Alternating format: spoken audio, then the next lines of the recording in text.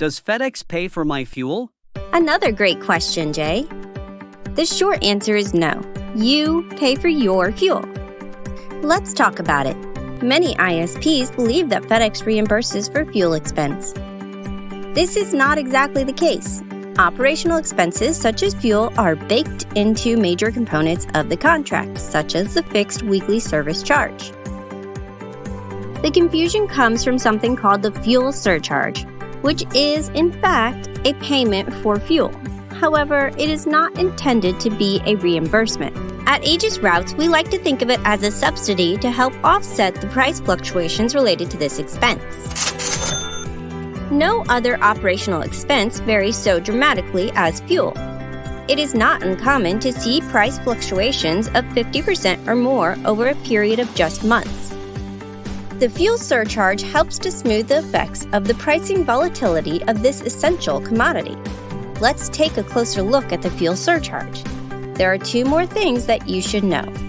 First, it is a variable payment tied to the number of stops the ISP performs. Jay's fuel surcharge pays him 10 cents per stop. Second, Jay's rate of 10 cents per stop is tied to a base fuel rate.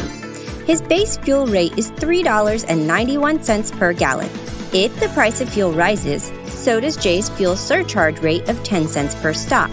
Let's illustrate this with an example. At the time Jay's contract was signed, the fuel price near Jay's terminal was $3.91. 2 months after Jay took over the contract, the price of fuel in the Seattle area increased to $5.46 per gallon.